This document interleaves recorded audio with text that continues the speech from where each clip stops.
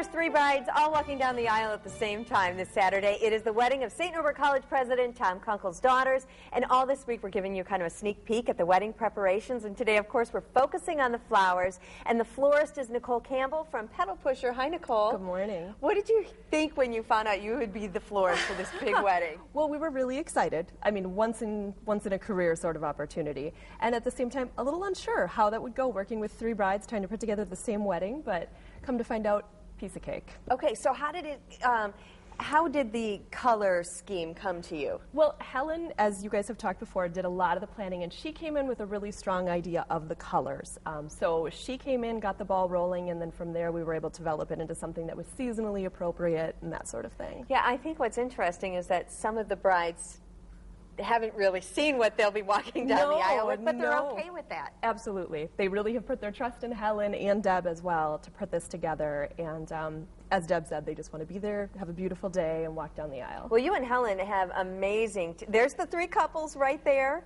Gosh, I can't imagine how exciting it'll be for them to see what you have put together, too, because really special. Let's talk about Helen's flowers first. Yes, she was the first one to make her selections. She chose some very vibrant colors. Here we have the dahlias that we'll be using some of, parrot tulips, an unusual flower for this time of year, and these beautiful ranunculus. That's my new favorite flower in the whole world, mutant ranunculus from the Netherlands. We will be using some of the traditional ranunculus as well, but these are exceptionally special in that they've got this lime green center in them. What happens with these is what they're actually trying to do is produce an all-green ranunculus, but Mother Nature takes over and introduces just a little bit of color that they weren't expecting. Don't mess with Mother Nature. Yeah, so they're mutant, but at the same time, they're gorgeous. They are gorgeous. Will these curly Q things be in there too? Those are hers as well. She fell in love with what are called fern curls, and we will have a few accents of that dark tone in her bouquet. Really special. Okay, we're going to move over to this side of the table now. Whose flowers are these? Down in front here we have what Claire is going with. Claire has one of the softer color palettes. She's a Gerbera daisy lover, so we've got these beautiful bright yellow Gerbera daisies in front there,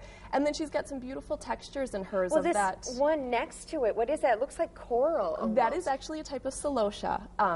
It's got a beautiful texture to it, and if you touch it, it's actually velvety, soft to the touch. Will I ruin it if I touch it? Not at all. Okay. Because it does look velvety. Yes. And I mean, just unusual things, too, that I haven't seen before, and these spiky things. Yeah, look at it. You can see the texture of that flower. Yep. And then moving next, over a little bit more. Here we have the main focus of Katie's bouquet, and that is those beautiful what are called circus roses. These They're right yellow, here. Okay. with that red edging. Which is going to be just this vibrant, glowing tone in her bouquet. And then we're going to be accenting it, of course, with some of the other materials that are up on stage in front here. But that's her main focus. I see you have a lot of fall fun, like some of the grasses and the berry-looking things, Yes, we wanted to bring in something that felt, as I said before, seasonally appropriate. Of course, the colors being as warm as they are great for the time of year, but we really wanted to bring in some of the berries. Over on the end, we've got some of the fall foliage as well. Just little tucks of the season without overwhelming it. I mean, it just says fall, too, but it does it in such a classy way. And then right in front of you, we can't forget the maid of honor. There are actually four sisters, and the fourth sister isn't ready to get married yet, but she's going to be the maid of honor for everybody.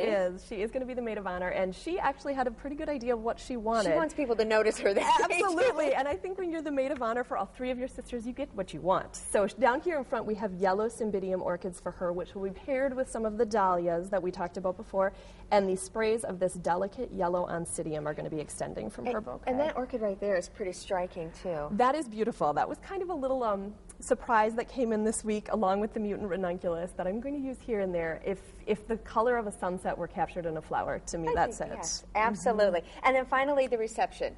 Yes, the ladies have chosen a few different styles of centerpieces that we're looking forward to creating, varying heights to give some dimension to the room, and then we're going to be putting together something special for the table that they will be seated at as well as their attendants, which will be a surprise. And the grooms are going to wear something a little different too. I almost forgot about the guys. Yes, we can't forget about the guys. They didn't want to go with any traditional roses or anything like that, so we're working with actually clusters of berries and grasses. It's that one right there that looks like a little raspberry on the end of it. It does sort of look like a little raspberry. It's called Gumfrina, and believe it or not, that's actually a locally grown product. A lot of these are locally grown products too, so this triple wedding is helping the economy a little bit around here too. Absolutely.